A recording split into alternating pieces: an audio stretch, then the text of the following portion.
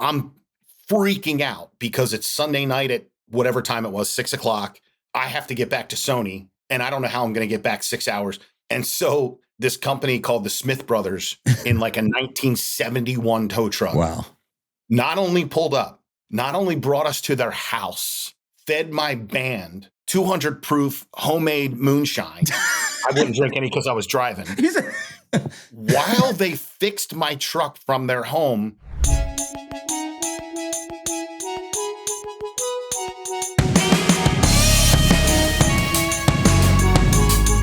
Today on Loves Music, I'm joined by New Jersey native Joe Bachman. We talk about his time in the Nashville music writing scene where he collabed with very recognizable artists you have definitely heard of.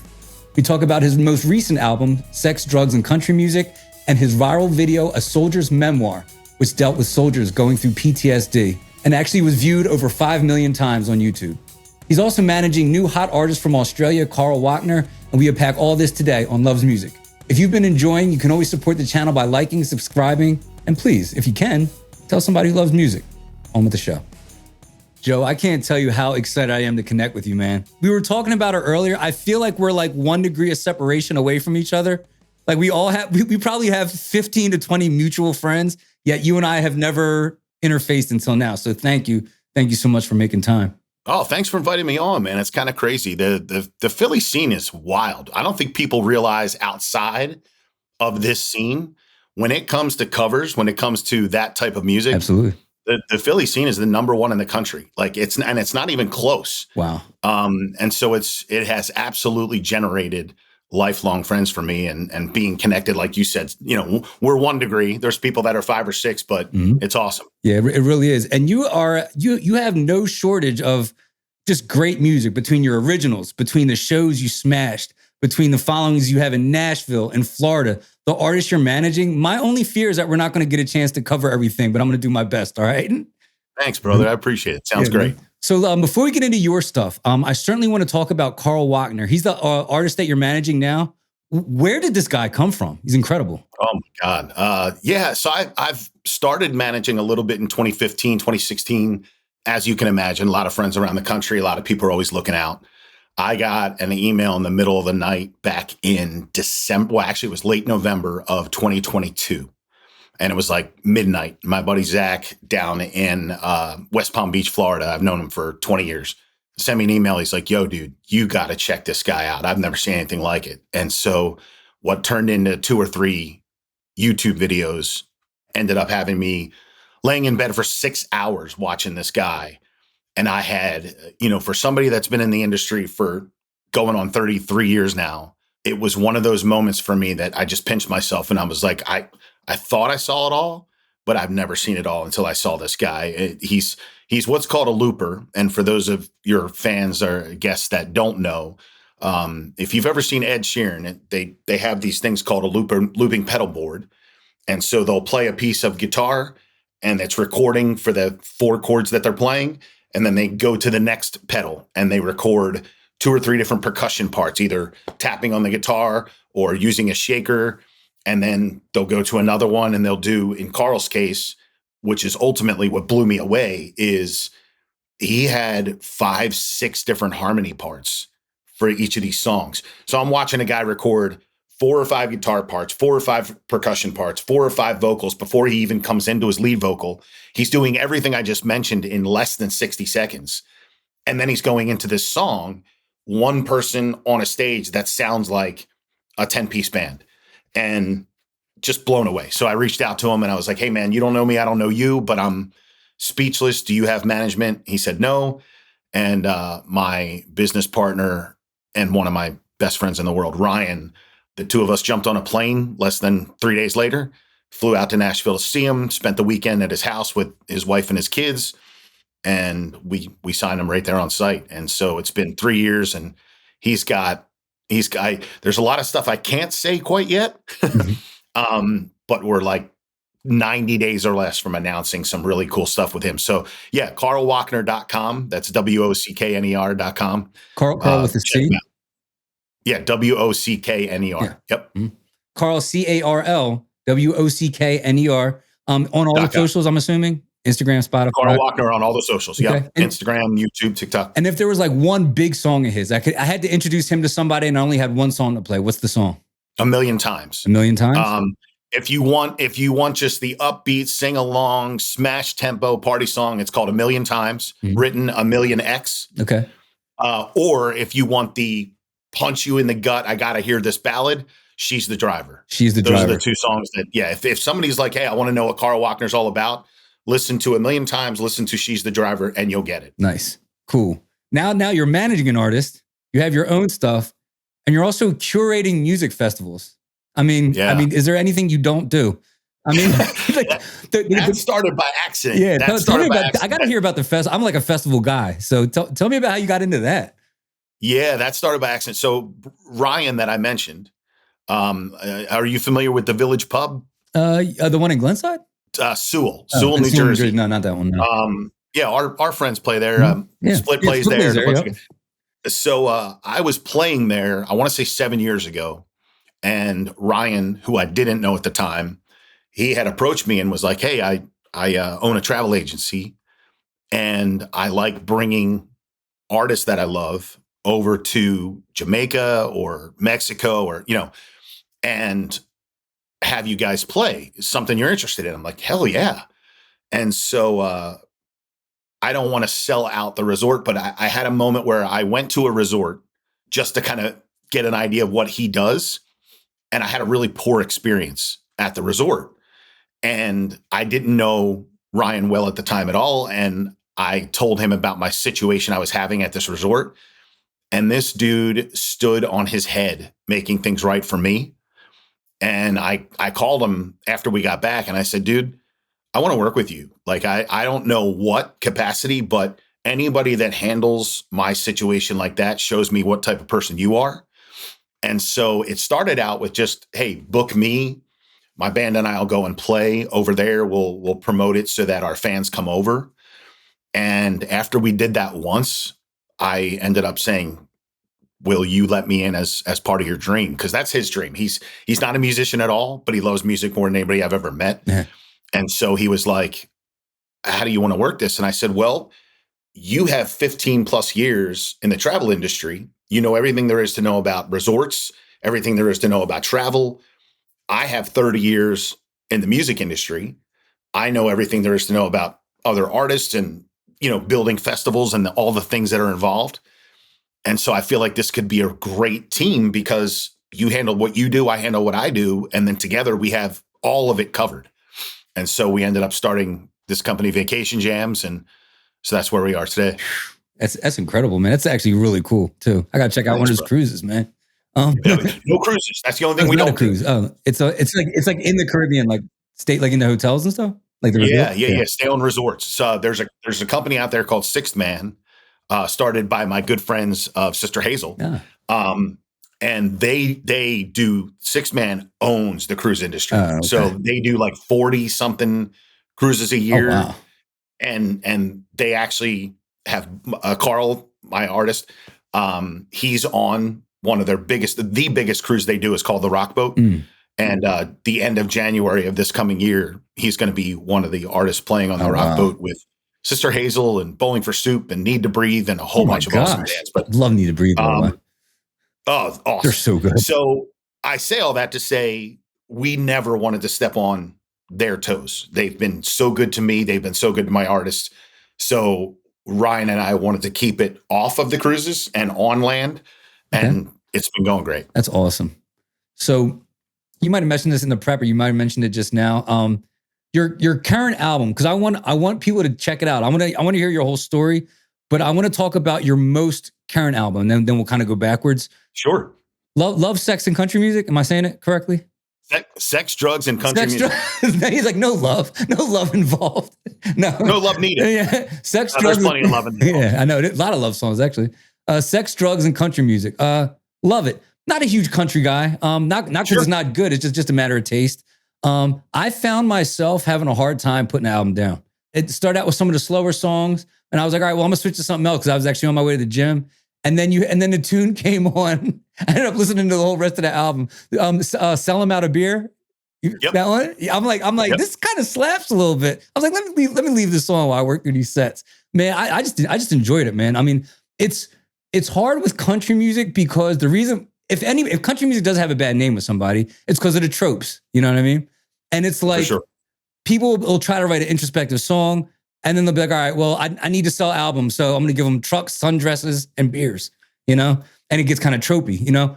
Your album, first off, it's unapologetically country. It's not like country with a twist in it. No, it's a country album. You know what I mean? Sure. Not Sure. super tropey. Super introspective. Also fun. There's a purity about it. It just lets it be what it's supposed to be. And the songwriting is freaking superb. Soldier's Memoir.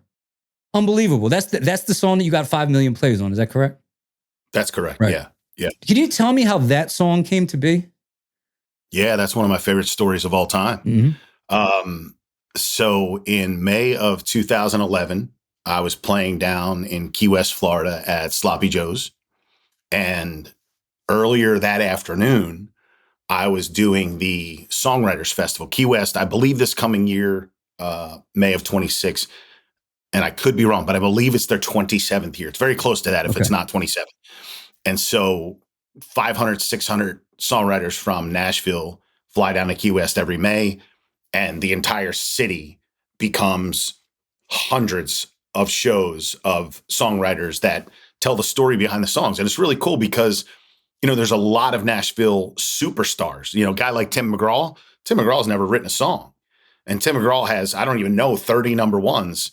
So you got 30 different artists that are writing songs for Tim. Most people would never recognize these writers. Sure. And so you sit down, you're like, oh my God, this guy wrote Don't Take the Girl for Tim McGraw and just told the story behind it.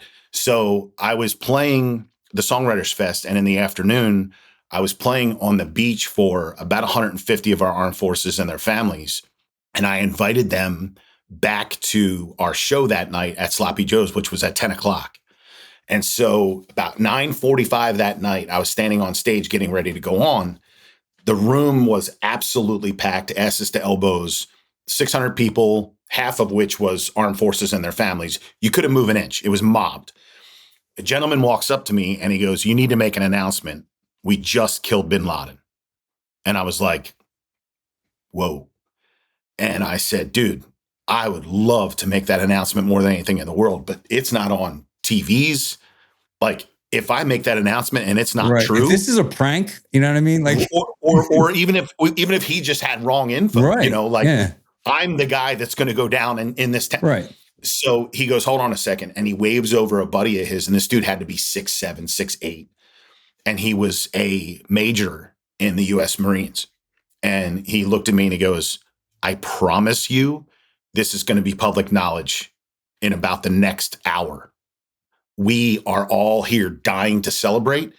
Our families are here with us. Like, make this announcement." And I'm like, cool. As long as I can say you said it, I'd be happy to. Right. And so I made the announcement. Needless to say, the place went absolutely nuts. We never took a break that night. We played 4 hours straight. We brought up countless members of the armed forces. I have pictures from that night of us holding the flag on stage. And so fast forward 7 weeks later, my band and I were touring nonstop. Fast forward 7 weeks later, it's the first time I got home since that tour. And when I walked in the front door of my house, sitting on the living room table was a box. And I opened up the box, and inside was a plaque and an American flag. And here, my friends that were stationed over in Gitmo were watching us live that night on the webcam while we were celebrating and performing. And they were so touched by my patriotism, they took that flag, they flew it for 9 minutes and 11 seconds over the base of Gitmo, and they sent it to me. And other than my kids and my wedding ring, like, that's my prized possession in life. And so one of my friends, I'm taking this way back now in the Philly scene, one of my friends that sent me that flag, his name was Jason Duff, and he's a psychologist in the United States Navy. And him and I have been friends for 20 years. He used to go by DJ Duff at the old bootleggers down in Delco. Yep. So, like, That's how long I've known him. How about that? And so I called him to thank him. And on that call, he said, dude, there's 1,000 rah rah USA songs, but I'm a psychologist and all I see all day, every day is PTSD. That's all I see. And honestly, like I'm just being real, I did not even know what that word meant or those words. I had no idea. And he's like, you need to write something about PTSD. Well, my father was 34 years Army. So I talked to my dad. I talked to countless family members and friends, and I just researched what this is all about. And what I learned was it's all the senses. It's all about now what I taste and now what I hear, now what I smell, now what I feel all reminds me of what it was back then. And now it's all different. And so I got together with a friend in Nashville and we wrote that song, and it changed my life. Wow. Absolutely incredible song. If you take nothing away from this interview, please go listen to A Soldier's Memoir by Joe Bachman. It's not just about the plays. The message is powerful. It's actually a longer video. It's almost like a mini movie. It is. Yeah, 6 minutes long. Yeah. It's absolutely incredible. Please share it with anybody that you know is struggling or anybody that would just really be touched by that kind of message, whether it's for the country, whether it's PTSD, somebody who's just struggling with any form of loneliness or mental health. I mean, we're all here to have fun and play music, but this is something that's special. So thanks, man. Thanks. Absolutely. I mean, and that album of yours, chock full of great songs. I believe it or not, Get Home was the song that got me. The one Back Home. I'm sorry, Back Home. Yeah. That's okay. Oh my gosh. Now, Back Home, it's funny you brought that up. I did not write Back Home. Okay. Back Home was written by a friend of mine of 20 plus years. His name's Cliff Cody. He's another unbelievable country artist.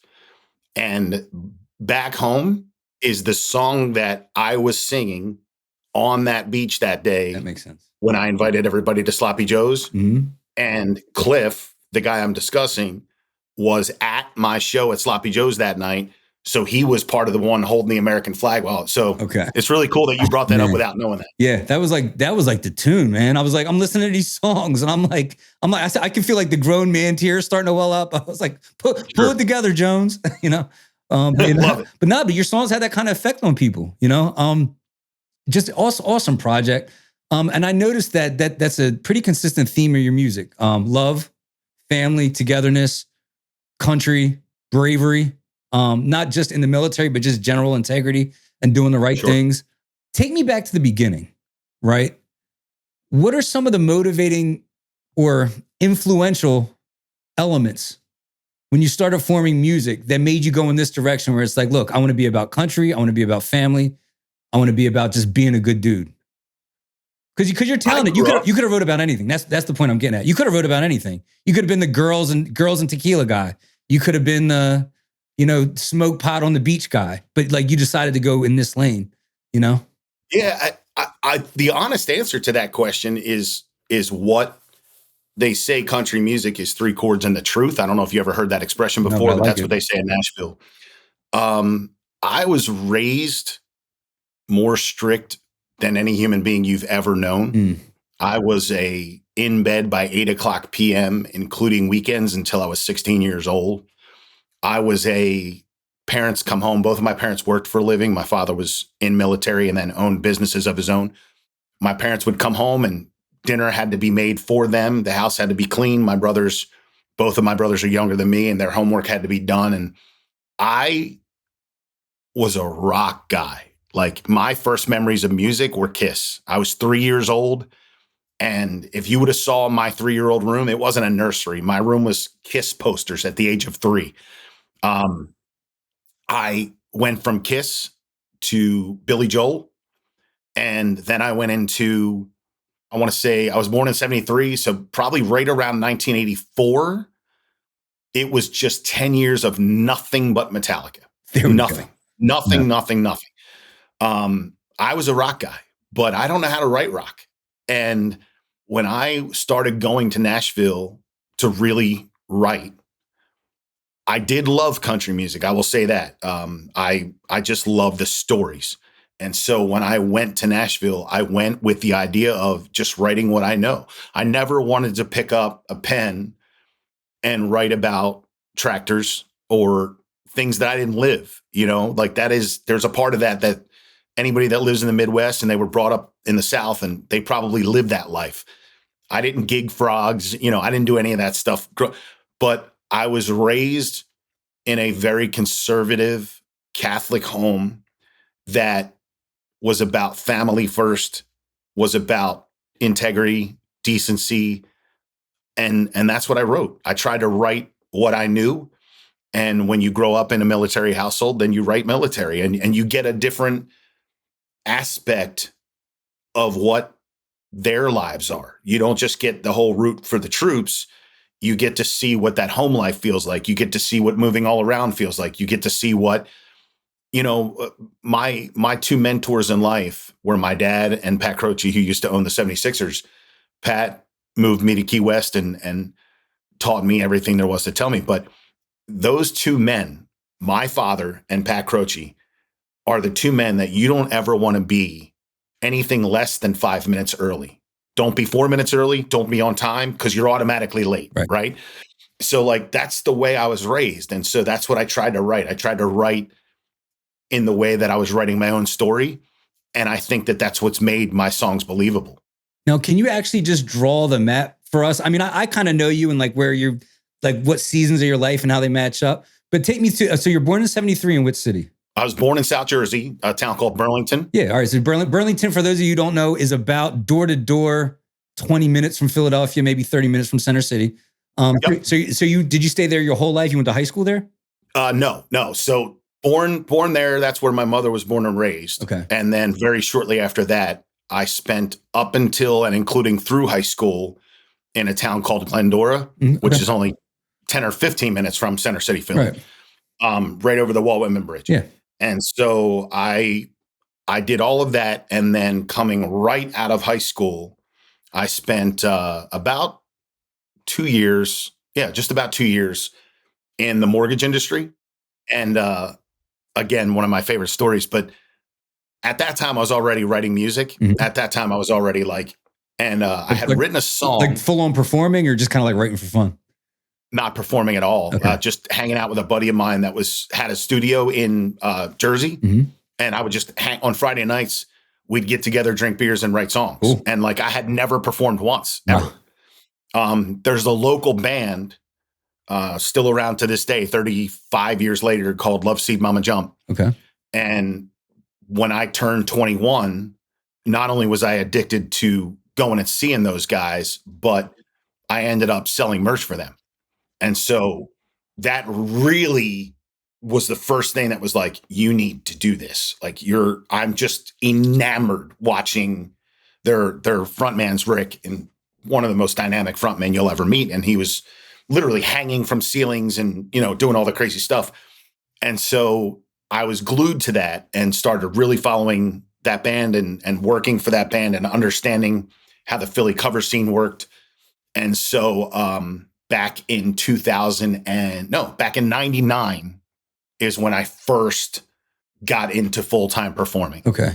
And so I had a couple smaller bands in Jersey. Yeah. Mm-hmm.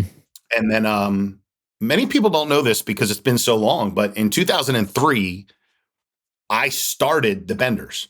Oh, so there's a band out there right now called the Benders, fronted by Angelique, one of my best friends on the planet. But in 2003, I started the Benders, and I was the front man and the lead singer for the Benders. And it was my own band from 2003 until the end of 2005, which is when I ended up moving to Key West. Oh, okay.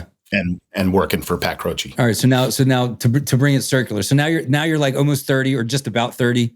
Now you went to Key West. From Key West, you went to Nashville. Do I have that right? From Key West, I went to Nashville part-time. Okay. Started going to Nashville part-time in 2007.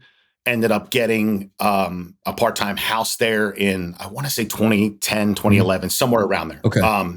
But even before then, I was going almost weekly. Okay. It got crazy because what happened was I had a band in the Philly area called The Crew, Joe Bachman and The Crew. Yeah, I remember. That's about when I just discovered you were on my radar when you were in that band. Yeah. So what I was doing then, we were busy as hell. We were playing every single Thursday, Friday, Saturday, around the clock. But on Sundays, I would jump in my truck and drive to Nashville, and I would spend Sunday, Monday, Tuesdays, Wednesdays there writing. Wow. learning my craft and co-writing every week. And so I would drive to Nashville, which from Philly is just about 10 hours. I'd drive to Nashville. I'd spend 3 days writing. I'd drive right back to Philly, play my 3 shows everywhere from Boston down to Virginia. And that was my life for, my God, up until 2011. And that's when I decided to really take the jump and to try and sign a record deal, which I ended up signing in 2012. Gotcha.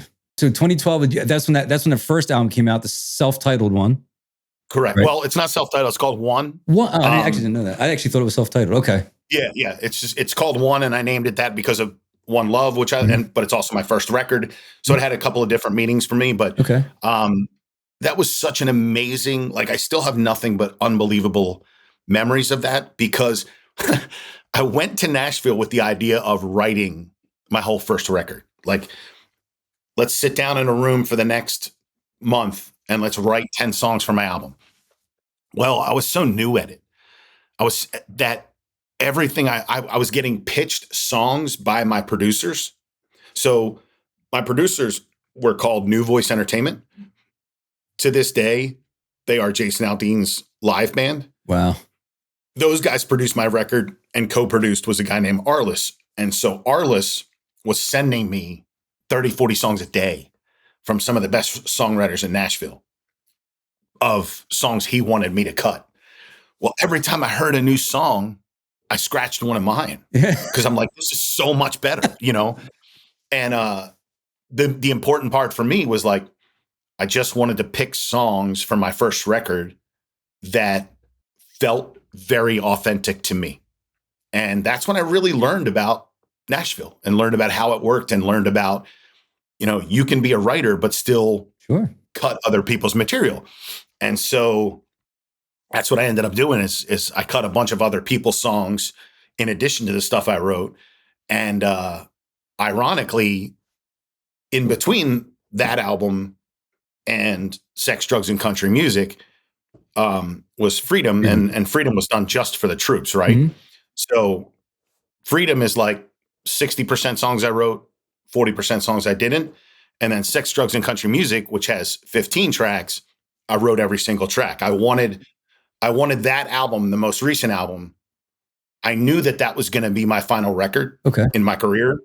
And I just wanted that to hand to my kids for when I'm not even here anymore.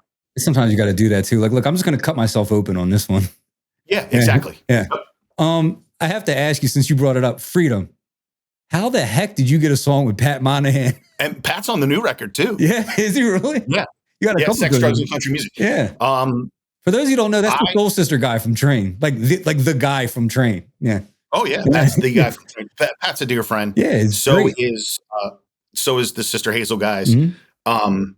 So this whole world is so connected, so small. Mm-hmm. You and I just talked a couple minutes ago about Six Man, the people that run the cruises. Mm-hmm. Pat has a cruise that he does every 24 months called Sail Across the Sun. Okay. And Sixth Man had called me and asked me if I would play on this cruise back in 2015. And I get on that cruise and I ended up meeting Pat, and Pat and I just hit it off. And we played the final show of the whole cruise. The cruise was 5 nights long. And my band and I played that final show of the whole cruise. So Pat ended up coming on my stage and singing with us. And that ended up attracting like 6 or 7 other artists that were on that crew. So it ended up turning into my 6-piece band plus like 11 other artists. And on that show, on that song, he invited me back to do the next one in 2017. So I've done a few of those now with Pat, and if you don't shoot your shot, the answer is always no. Another wonderful piece of advice from Pat Croce. But I just was like, man, I would kill to have Pat on a song with me. Chris from NSYNC is, again, I've known Chris since 20. He's on another track. And then Ken from Sister Hazel, he's done 2 of those with me now. Dude, that's so cool, man. If any of these guys are looking for an up and coming podcast to maybe come and have a conversation, got it, dude. I'm playing. So talk to me about your writing process, man, because obviously, you wrote a ton of songs, whether or not they all make it to albums. I mean, you're like a writing machine. Do you write from inspiration? Like, I need to have something going on, or can you write from discipline? Like, hey, it's 10 a.m. every day. I sit down with a pen and I write. Or is it like a combination of both? Take me through your process a little bit. I have done both many times, and I truly dislike writing with discipline. Some people are incredible at it, and I could name you 30. But for me personally, I have to have the story because I'm part of what I've tried to sell of myself as an entertainer and a frontman is my connection with the audience, and my connection is that story, right? And that literally could just be a beer drinking song. Sometimes I go into a session and like there's a song on sex, drugs, and country music, and the song's called "Drinking to Stay Sober," and it's just a good tune, a straight solid rocker. Tune. Yeah, and so I was at a Matchbox 20 concert with one of my bandmates back in whatever 2013 or 14, and I had bought him a beer, and then I went to use the restroom, and when I came back from the restroom, I brought him another beer like 3 minutes later. And he's like, dude, you just bought me one. What do you, and I said, well, we don't drink them to stay sober. And I went like that. And he's like, dude, you need to write that. So that's a perfect example of like, I didn't go in with the idea of like writing, Stairway to Heaven, but I knew what I wanted to say. And the same with Soldier's Memoir. Like I have to know going in what I'm going to say. There's a song on sex, drugs, and country music called "Getting Down with the Country Boy," which is straight sex. Yeah. Like it's just about having sex in a truck. Yeah. But I woke up from a dream, and the line that I woke up from said, "I'll have you praising Jesus even though it's Saturday night." There we go. And I was like, I have to write that. Right. And so I went into I just happened to be in Nashville, and I went in the writing room that day and wrote it. Yeah. Well, I think because you're a storyteller guy, don't sleep on your wordplay. You have like some really clever, you have the one line that I like, "Raise hell for heaven's sake." Am I saying it correctly? I love that line, man. I was like, dang, I wish I would have thought of that. Yeah, man. Yeah, that's, and that, dude, that's exactly what I was talking about earlier when I said the whole learning your craft. There's so many opposites, and like, there's so many different quote unquote tools when you're writing lyrics and when you're writing melody lines. There's just tools that you're like, once you've done it 10, 15, 30 times, it just kind of happens naturally. You know what I mean? And I will say, I don't want to lose sight of this. I've been very fortunate to learn from some of the best songwriters in the town and to have them co-write these songs with me. I've said this every podcast I've ever done, but there's a guy in town, Adam Wood.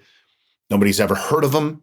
If you walked along the street, you would, because he doesn't have any interest whatsoever in being an artist. He's just a songwriter, but in my opinion, he's the best in the town. Wow. And that's saying something in a town full of, several 100,000 of them. That's incredible.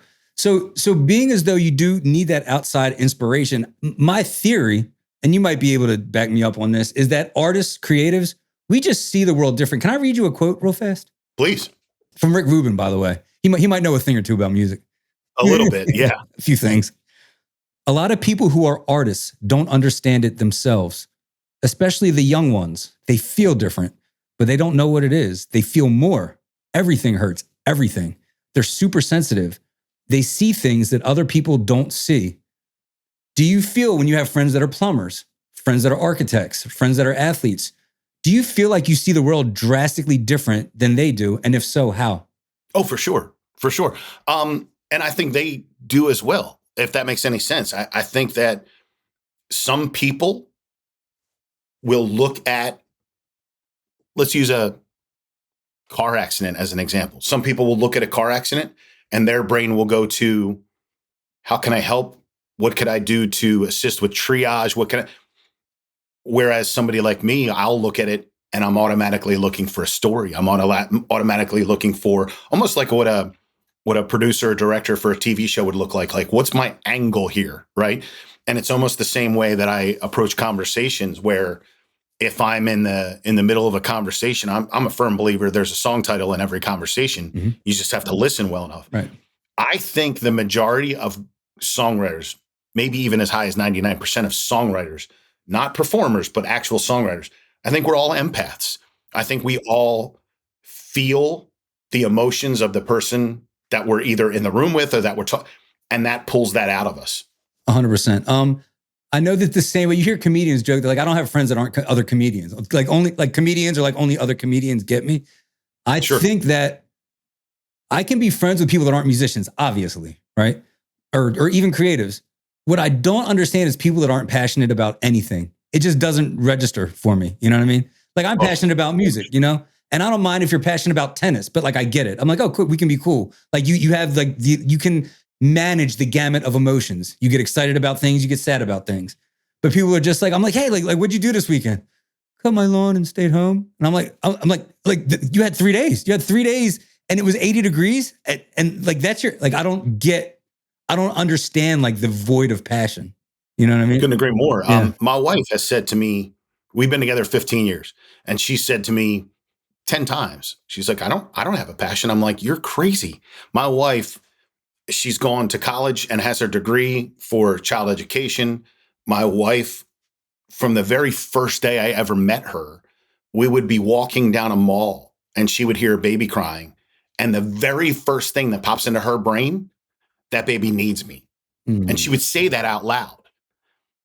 I couldn't be more opposite. I hear a baby crying, I want to run out the door, right? Like I want no parts of the her crying. Like I don't want to hear it. Yeah, I don't want to see it. I hear a baby crying. I'm like, they better not be sitting next to me on this plane. 100%.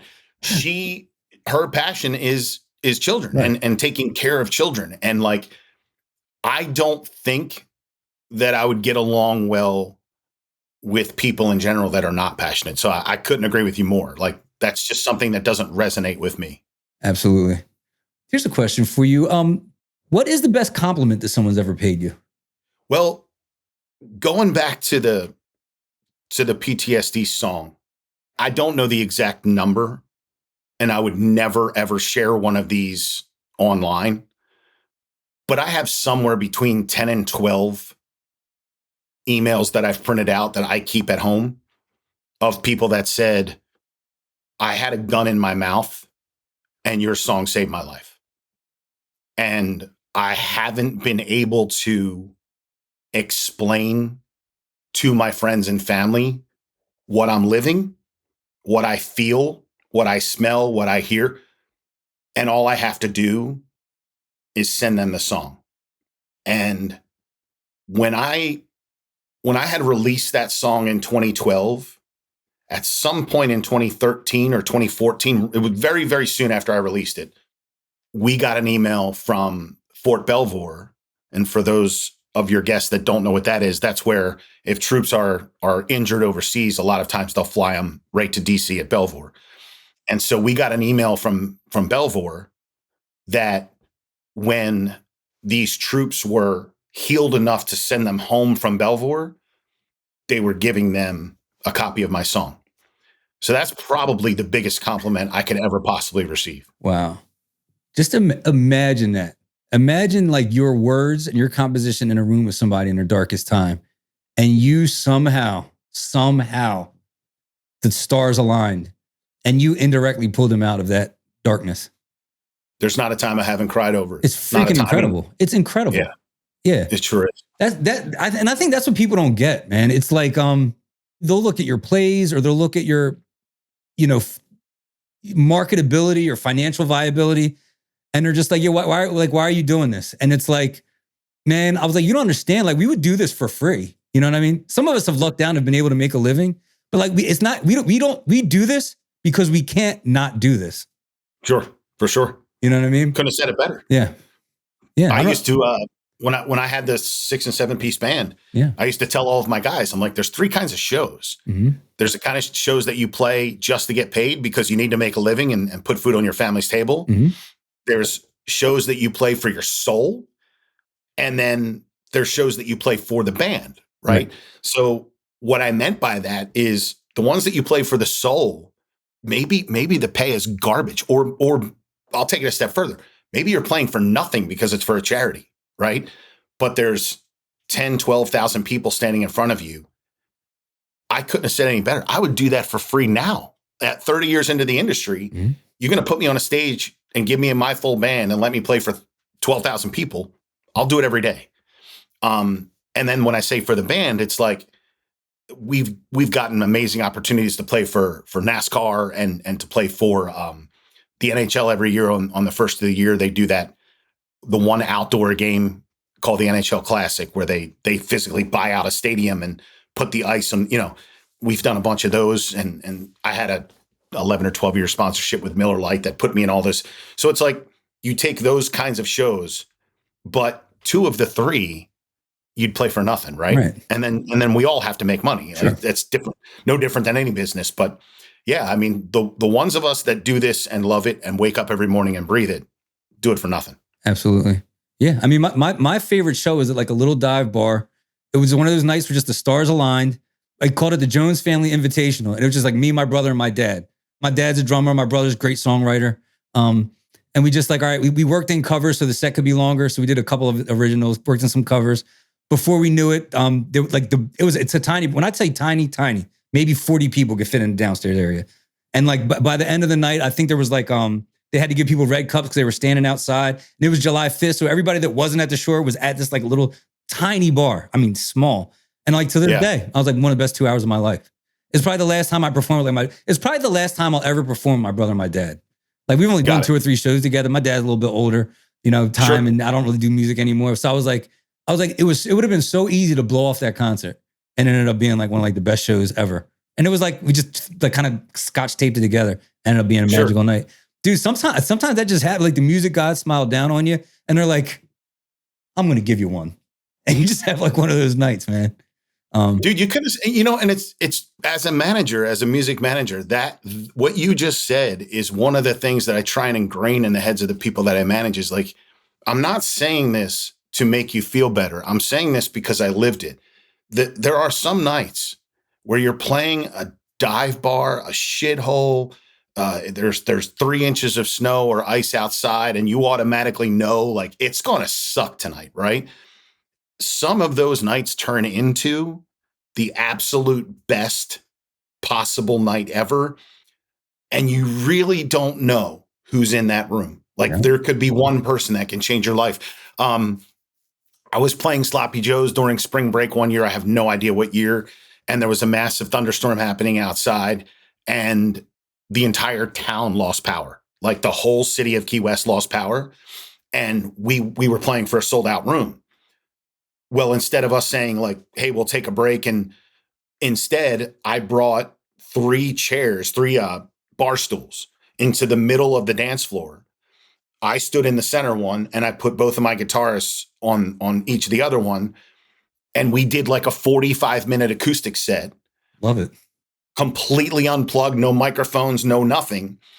The crowd sang every word, and management pulled me aside after that show and said, that's one of our favorite memories we've ever had in this bar. And this bar's 100 years old.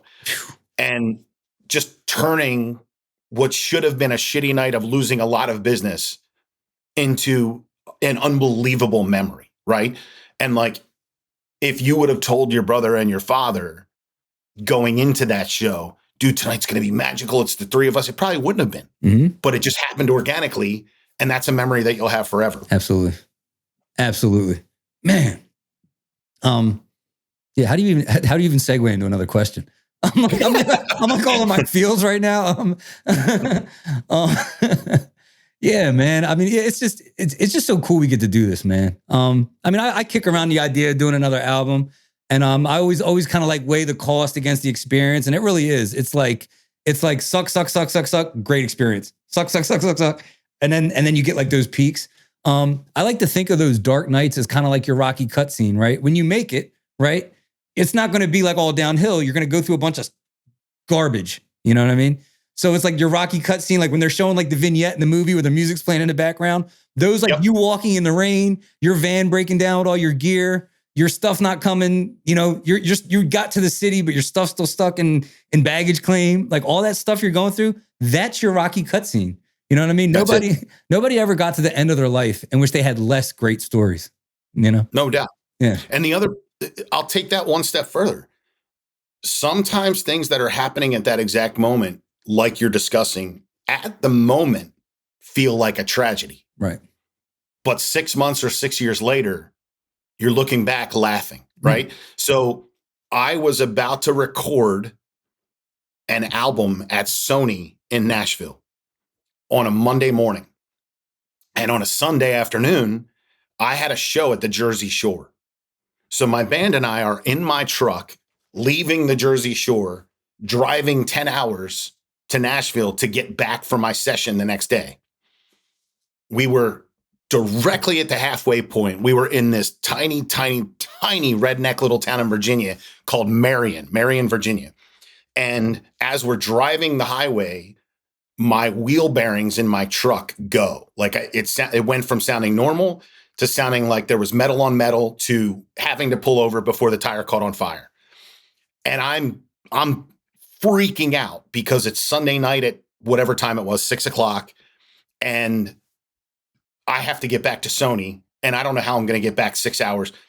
And so I'll make this story very short, but we ended up getting a hold of, even though I had AAA had no tow trucks within 100 miles. So AAA said to me, if you can find somebody, we'll reimburse you, but we don't have any of our guys. Well, this company called the Smith Brothers in like a 1971 tow truck. Wow. Not only pulled up, not only brought us to their house, but on a Sunday night, fed my band 200 proof homemade moonshine. I wouldn't drink any because I was driving. Fed them homemade moonshine while they fixed my truck from their home at 6:00 at night on a Sunday, and they had the parts, and they got me back in time. While that was happening, you couldn't have given me more panic. Mm-hmm. Like I was like, this is ruining my dream of, you know what? And we made it back in time. So like now I look at it with like such a positive. Yeah. Oh my gosh. Crazy. Dude, you said they fed us and then you said moonshine. First off, the comedic timing of that was perfect. Man, so where do you think music's headed now, right? Like I always like to figure out like get your take on it. I feel like we had a nice run of country. I mean, the country's always going to be big. Yeah, it's like too big to fail. I mean, the genre's always going to be moving forward, but I feel like it kind of got pushed to the forefront as genres do for about 4 or 5 years at a time. And I feel like we're kind of slowly coming to the end of that. What do you think the next big genre is going to be?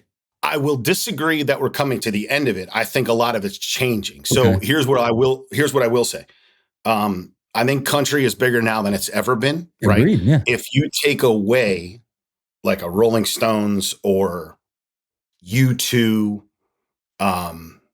maybe one other band. I don't even know if I could think of one right now. But if you take away those bands, there is not a single rock and roll or pop act selling out a stadium. Correct. And country, there's probably 7 or 8 legitimate artists that are selling out. Kenny Chesney's selling out multiple nights of stadiums of 80,000 people. And that doesn't exist right now in rock. So number one, I think country has gotten so huge because rock went away. Like it went completely away. And when rock went away, that's when, for lack of a better term, that's when bro country began, right? That's when the Florida Georgia Lines and those bands started popping. Sure. Well, they were just a mixture of country and rock. That's what they were. Yeah. They were literally blend of hip hop, I would say too. They use like the hip hop drums and like synthy stuff a little bit. But like the producer, there's a guy named Joey Moy. Okay. And if you look up his name, Joey Moy is the co-writer and producer of every single Nickelback album that was ever done. Mm-hmm. Joey Moy moved to Nashville, and he is one of the people on the team that started Florida Georgia Line. So Joey Moy produced Florida Georgia Line. Joey Moy produced Jake Owen, and now Joey Moy is producing Morgan Wallen, who is arguably top 2. The guy, him and Zach Bryan are like the 1A, 1B right now. And Luke Combs. Those are the 3. Yeah. Like they're those. So I'm saying all that to say, I just said this probably 20 times in the last 6 months. I think rock is ready to come back. I think like if you think about me and you, if you think about the early 2000s when Sugar We're Going Down Swinging was just popped out. Absolutely. You couldn't have got bigger than that. You couldn't have got bigger than the Killers. Like there was a moment there where those bands were just popping off at the same time that the Eminems and the Jay-Z's were taking a dive, right? Exactly. I think we're at that moment now. Okay. I think pop's huge, and pop. See, the thing about pop is phenomenal for radio, right? And pop's going to get people dancing in the clubs, right? But pop doesn't sell concert tickets. It's not what it does. It's not what it's ever really done, right? I mean, granted, you're going to have your Madonnas and stuff. Your Taylor Swifts and everything. He's pop, kind of, pop adjacent, I would say. Right, yeah. But as far as like the world needs rock to come back. Yeah. We need rock stations to come back. And I'm not talking about classic rock. Mm-hmm. By the way, side note, freaking Beastie Boys were on Oldies 98. Yeah. I've never felt more old in my life. But like, oh no. That's where I was like, oh my God. Yeah, I remember the first time I heard like Snoop on like an old school rap station. I'm like, oh no. Yeah, exactly. Yeah. So I think we're hitting the time where, just like the Killers, just like Dave Matthews, just like Muse, we're hitting the time where it's going to take an artist that's doing stuff that hasn't been done before. Yes. Whatever that means. Mm-hmm. I'm not in the rock genre, but it's definitely time for, I think so anyway. Yeah. I had a theory too that it's going to come. I feel like there's like a metal movement that's like marinating right now that would be awesome. That we're about a year before it. Like you can make an argument Sleep Token and probably The Warning have a shot at being the biggest bands in the world in the next year or so, right? Maybe you can dream, but I feel like they're going to rise up. Sleep Token exploded. Yeah, out of nowhere. It felt like it was out of nowhere. Apparently they've been around for a while, but to me it felt like it was out of nowhere. Yeah, I've known about them since 2020. Mm-hmm. That's when I found out about Sleep Token. Yeah. One of the guys that I used to play with all the time, that was his favorite band in the world. And like it went from they were playing these like 600, 800 seaters and selling them out, and now all of a sudden it's several thousand and they're just crushing it. Yeah. I mean, this last album, I think they doubled their Spotify listeners, which is unheard of. It's usually like a steady climb. And then it went from like 3 million to 6 million or something like that. They like 2x their listeners in like 3 months, which is dumb. Yeah. And then I maybe like one more artist. But yeah, The Warning is, I saw The Warning at Union Transfer, and it was like one of those concerts where you almost felt like uncomfortable. Like I'm looking at one of the best bands in the world right now. And like nobody knows yet. I'm way ahead of the curve. And then I started seeing them like on like Spanish award shows. You know what I mean? So they just didn't really break the US yet, but they're already global, open for Metallica, open for Muse. Like they're doing all the right things, and they're beautiful. I mean, it helps that there's like 3 gorgeous Mexican sisters. So yep. So they're going to be huge. But it feels like kind of like rock by way of metal, and then metal will start getting more accessible, and then like 2 or 3 bands will explode, and we'll have this like nice rock resurgence. I love the new metal scene. I loved Linkin Park. Oh my gosh, yeah. Like that's what we need, right? We need a new Linkin Park, and no disrespect, like I think the girl's great. Like I was one of those people that went into that with open mind. Yeah. And I think they're great. I just personally think they should have picked her and done something new. Okay. And I get why they didn't, because if you did something new, now you're going to go back to playing 800 seaters instead of stadiums. Right. You need the name. You need the name, and you need those old songs because that's what people are coming to hear. Right. But when Linkin Park came out, dude, everybody was like, "What?" Limp Bizkit. Like, what is this? I feel like it was like a spike. Right. There was no like slow build. I heard everything you say to Closer to the Edge, whatever the song's called. Everything you said. I heard that on like One Step Closer. One Step Closer. Yeah. I heard that song, and then they were the biggest band in the world. It wasn't like a slow build or anything. They just came out of nowhere. Nope. Yeah, man. Dude, I could nerd out on this stuff all day. I have another, I barely even scratched the surface of stuff I wanted to ask you, but I want to be respectful of your time. Joe, I mean, what more can I say, man? Thank you so much for sharing your life, your love, your music, your stories with us. I couldn't be more grateful for you coming on today. You're so welcome, dude. Thank you. This is such a pleasure to be here. I appreciate you, man. Yeah, you as well. Hey, and the rest of you, thank you so much for tuning in. Make sure you check us out every Thursday morning at 7 a.m. Available on all platforms. And if you like what you heard today, like, subscribe, and please tell somebody who loves music. See you next time.